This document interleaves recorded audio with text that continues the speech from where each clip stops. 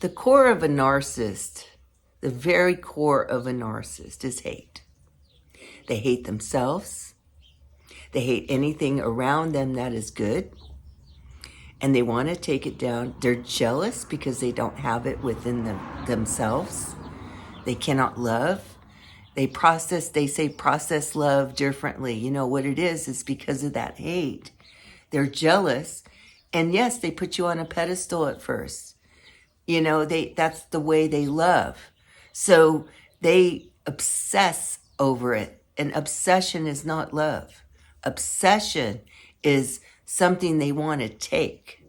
They want what you have.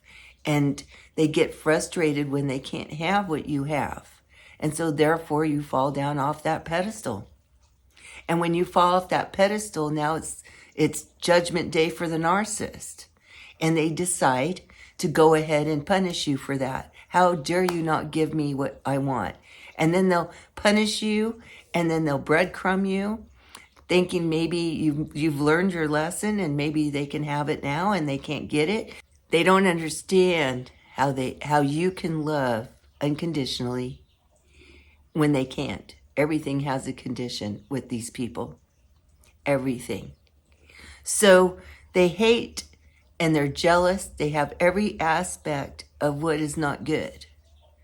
They're jealous. They want to punish. They're mad. They're angry. They're disgusting creatures. Now, the mask that they hold up to be that good person is because it's learned behavior. So they've learned how to act and how to be the greatest actor, actresses that they can be to make them look like a good person when inside it's just pure evil. It's demonic and pure evil. You know, with highlights after, you know, going back and then looking at that aspect of a narcissist and then coming out of a narcissist situation, and you're trauma bonded because of manipulations that they used, almost like witchcraft, to make you trauma bonded to where you're struggling inside yourself because you have love for this person, and yet you hate this person because of what they've done. And you know if they've done it, and you're not quite understanding why you want to go back to that person. You know, why do I want to be there to go through that all over again?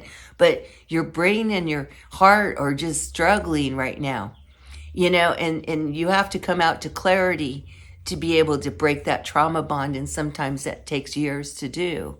You know, hopefully it doesn't take that long for you guys. So, you know, once you come out to that clarity, you will break that trauma bond and you'll be able to go on. But, you know, let's go back to the hate. So they hate you so much. They want you to leave you like that. And usually when they discard you, it's like taking out the trash, like they're so done right now. They really hate you now because you did not do anything that you were expected to do, and that was to give your soul to that narcissist, that hateful narcissist, demonic spirit. So, you know, you get out of that, you finally come to the point where you're thinking, you know, I need to forgive them. You know, I don't really hate them. I hate what they did. You know, and I'm going to tell you that forgiveness is for you, for your healing. And, you know, to forgive is basically like you're just giving it to the Lord, and the Lord will deal with it so that you may heal and carry on. It does not mean that you need to talk to that narcissist. It does not mean that you need to go back to the narcissist or that you need to be friendly to the narcissist or unblock the narcissist. Don't do that. What that means is you're giving it to the Lord, and the Lord is going to replace that with joy in your heart to help you heal. That's what that means. You know, in light of what happened yesterday with Charlie Kirk, you know, may he rest in peace, is part of what's going on with the narcissist, the hate in the world. It's contagious, just like love's contagious. It's the two opposites.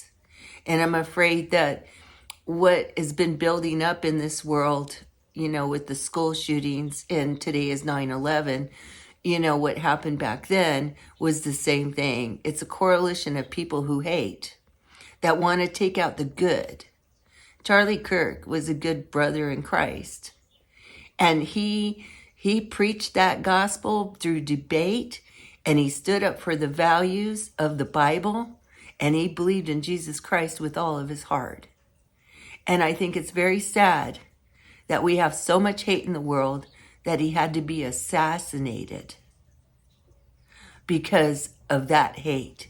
And how the reflection, even, with the riots and everything else that's going on, there's always that group of people or that group of media source, regardless of what your politics are, that are so cold-hearted that they cannot see that a very lovely person or persons have been affected and hurt, and we have a great loss in our country and in our soul. Proverbs 29:10. It says, "The bloodthirsty hate a person of integrity and seek to kill the upright." Does that not sound like a narcissist, toxic person? Does that not sound what's going on in this world?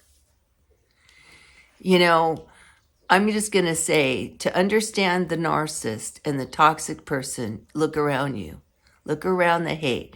The demonic spirit is alive, and these people carry that demonic spirit, and unfortunately, we got involved with that because we didn't quite have our armor on to deflect that in our gut feeling, but now we have the chance to learn, to understand, and to absolutely guard off people in that zone.